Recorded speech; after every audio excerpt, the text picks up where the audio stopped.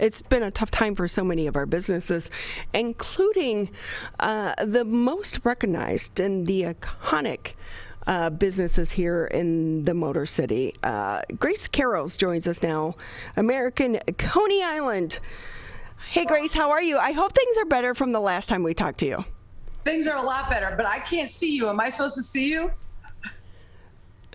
Oh, you can't see us? I can't see you guys. I see myself. What? Well, you look great, though. Well, thank you, but I to see you. And you know the crazy thing about that too is our booking producer, bought one of the T-shirts, the Vans T-shirts, to support cool. your restaurant. And I just put it on in the break, and I'm like, of course he would have a small. You're like seeing my package like a girl package. I'm like all smushed in here like a hot dog. Oh, that's all right. How come I can't see you? I'm not sure. I don't know. We're sending video over there, and I know that our Zoom producer Ryan was able to see us when we were testing. Yeah. So it might just be on your end. Well, you can see me because look, I got a chili dog ready for you and everything. Oh, Grace. Hey, does business pick up a little bit for you guys when it's National Chili Day? Because I feel like these are like made up holidays. Of all these national, this day, donut day, chip day, hot dog day, chili dog day. It's kind of ridiculous, but hey, we'll see. I'm with you, Grace. I'm always like, I don't know who makes that calendar, but I want that job. Because got a lot on their hands. I don't know, someone who's bored. Hey, but it's great to see you. You look fabulous as always. I miss seeing you out at events, though. Well, there haven't been any events. Hopefully they'll get started soon. I know. How are things going? Are they picking back up? Awesome. It's good to thank you for thinking of me. And I know we did it through COVID, and that was awesome, and I appreciate it. And you and your whole crew there. So I appreciate that. Thank you. Well, you're such an important part of Detroit, but I love you because you're a strong woman and with a strong voice. And we need more people like you in the city of Detroit and Metro Detroit. Yes, I'm just me. If I feel it, it's coming out. I work hard, do whatever I can do. Just, let us do our thing. So are things picking up with the restrictions lifted?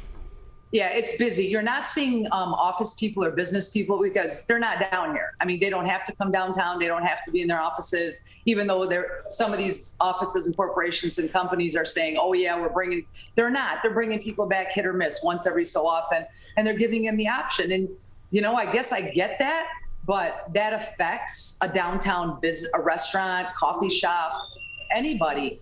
But what I am seeing is vacationers or just people that, it's summer break, families, lots of kids. There's lots of activity downtown right now. In the evening, not so much. During the day and the weekends, and the Tigers are actually winning a little bit, bringing some people. I think everyone just was, they're going crazy because they were stuck inside so long. Yeah. Imagine that. Like, miracles do happen when the Tigers are the hottest ticket in baseball. Yeah, right? who knew? But So with that, though, how much of your business is based on the office environment in downtown Detroit? Well, during the week, like a Monday through Thursday, let's say, you want business people to come for lunch hour. Now, I'm not going to say our lunch hours have been crazy now. Again, people are just downtown. It's locals that are just touring the city with their families, nothing to do. They're all downtown. Come September, then we're really going to be able to gauge it. We'll see probably that Monday through Friday, Monday through Thursday slow down because people won't be in the offices, or the few that are down here. The weekends will still be good, I feel. But during the week, we'll see. You can't gauge it in summertime. Everybody's out and about, whether they're not working, they're on vacation, what have you, And with that, Grace, if we can talk about the recovery, how are you on employees? Because talking with other restaurant owners, that seems to be their biggest challenge, which is hindering their comeback from the COVID-19 crisis. It's a challenge. Listen, we always, to get employees in Detroit from pre-COVID anything, you always have to pay your people. If you don't take care of your people, and that's one thing we were always taught growing up, from my grandpa to my dad, you take care of them. That minimum wage stuff never applied to us, never existed.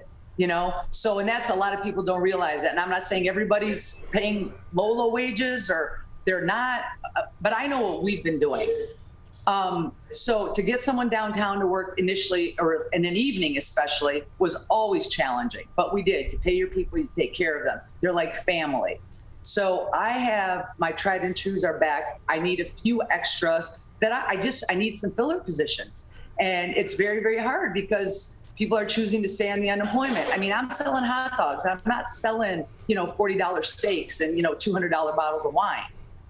But yet I'm still paying way above what a lot of places are and aren't. But it's hard. It's hard for the restaurant industry. Well, the hospitality industry in general right now. It's not just a restaurant. I mean, like Home Depot can't find anyone. There's a lot of places. But, we also heard, though, and we saw, though, tourism has picked up in the state of Michigan, especially, like in Grand Haven and Saugatuck and Mackinac Island, but not so much in Detroit, right? It has. No. There is people, Detroit, locals are touring the city again. There's a lot of people downtown during the day. But not at night. And you have to keep the doors open. Not at night. I mean, come on. And I mean, it's not the police assault. They're doing their best. Detroit Police Department is, they work hard. They're doing their best. It's gotten a little crazy though. Right. I think I posted something today. I was like, can we stop using the freeways as a shooting gallery? I mean, that's come on. It's not a Detroit issue. That's just an issue. I don't know what's going on with that. So with that, though, do you think you're going to come out of this stronger? Because the one thing that's good about American Coney Island is everyone knows you. Yeah, yes. But we're already stronger and better. I mean, we worked through the whole thing. We were feeding the front lines. We were, feeding hospitals, catering, doing what we couldn't just sit home all day. Shipping out Coney kits. We ship out Conies all across the country. So our shipping took off. You're going to adapt. You make some changes. You learn. It taught me some good lessons, actually. It was for me, it worked out better. I know I don't have to be open at 2 a.m. right now anymore. At some point, maybe I will again. But right now it's working out and things worked out for the best. So what are your hours right now? It all depends. I'm playing with them. Usually I'm about 10 to 3, Monday through Thursday, Friday, Saturday till midnight. Sunday, I'm doing like a 10 to 7. Now with the Tigers, though, I'll extend it. If there's like an evening game, we'll stay open till 7 or 8. We're playing with it. And then as time goes on, we'll see. We'll try to push it later during the week. Just trial and error. I will say, though, as a reporter, it was nice if we were in downtown Detroit or at the Federal Building because you always had the cleanest bathroom in downtown. We still have the cleanest bathroom downtown. People don't understand how important that is. Like I used to post, where to pee in the D. Yeah, exactly. That's a good one. You can hashtag it, where to pee in the D, American Coney Island. Don't hashtag. That one. Absolutely. Because if your bathroom's crap, I wouldn't want to eat somewhere that I wouldn't be able to go to the bathroom. I don't know. I'd be a little weary. Oh, you'd be amazed. Oh, I'm sure. I've seen them. I know. And then I'll walk out. So, Grace, if I can ask you, because it's not just about Detroit, you obviously have other locations. How is your Vegas location doing? Great. Very, very busy. We have 3 locations in Vegas, actually. We have the American Coney Island at the D Hotel, and then it's Circa Resort and Casino. We opened up during pandemic. It was grand opening. We have Victory Burger and Wings, and we do Stadium Swim. We do the pool. It's the biggest resort on the downtown on the strip that has, not on the strip, on Fremont Street, that has opened up in Vegas in the last 80 years. And it's the same owners of the D Hotel, and it's unbelievable. It's going well, so thankfully. So going through the pandemic, what's it been like for you to operate in different states and see the difference in the mandates state to state? They were pretty much ours were extreme. I think ours went a little power hungry. Everybody went over here. But anyways, the mandates were very similar in Vegas. The things that changed yours, they just opened up things a little sooner, maybe by about 3-4 weeks. So you just go with it. I didn't sit and worry about all that. I just go with it and did what I had to do. Can I ask you, though, as someone who's been in business, and it's a family business that's been in operation for more than 100 years. 104 this year. Were you a little stressed? Thinking that I have to carry this business. This is my family's legacy. I wasn't stressed about it. I knew it was going to be okay. We face challenges. We're in Detroit, for God's sakes. This isn't the first challenge we've faced from 104 years, believe me. So we're good. That is so true. We do think about Detroit, and I think so many people don't understand because, especially now, we know not so much lately, but really the story has been about Detroit's comeback. And I know that every time I traveled, people, oh, you're from Detroit? Oh my God, I hear great things about Detroit. I'm like, come with me to Detroit. Come outside those, 3.9 square miles. Yeah. But we'll just leave that at that. Exactly. Come back what? It's the city. Things change. Yeah, there's a few new restaurants. There's a lot of them that aren't here anymore. So I just think COVID exposed a lot of what was going to happen. Things got saturated down here. Too much all at once. Not enough people sustain it. It's expensive to live down here. People aren't living. The population is down, right? It's the offices now are empty. Now what's going to happen? Come September, October, we're going to see a lot more things that probably aren't going to be great.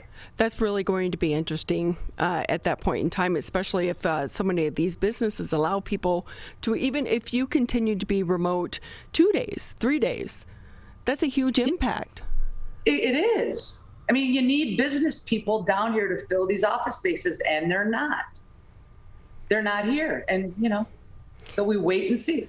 I know. The interesting thing with that, I remember my brother-in-law, they were in the RenCen and they got priced out. And you can't even get in the RenCen right now. Yeah. And they had to move back to the suburbs. They liked being down there and being a part of the scene, but when the prices got jacked up, they moved right back to the suburbs. And I think what you're going to see is so many office buildings are going to be sitting empty, or the ones that are being built are not going to be finished being built. But they're not finished. They're not going to. They've outpriced everybody. No one's paying taxes. All these people that are building these huge skyscrapers and things, I'm paying taxes like crazy. They're not. Tax dodging breaks, this, that, the other, whatever. We'll see.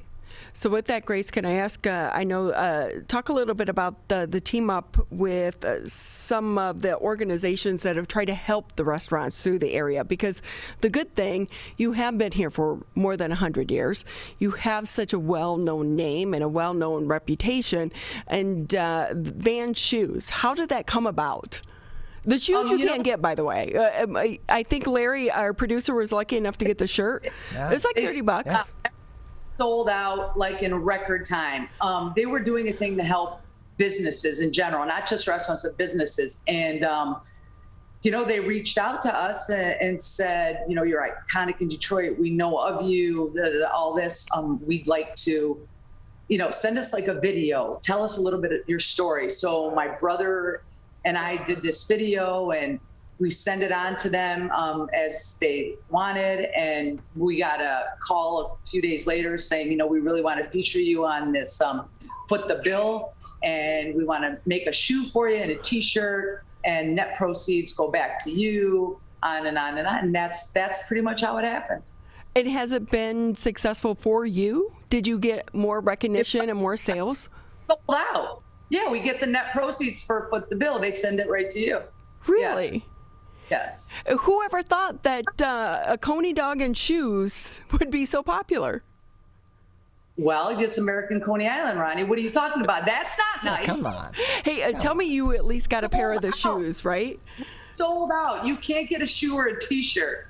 So the T-shirt I'm wearing is really, collectible. Edition. It was a limited edition. It was for a month. We sold out in less than two weeks. The T-shirt sold out in 2 hours.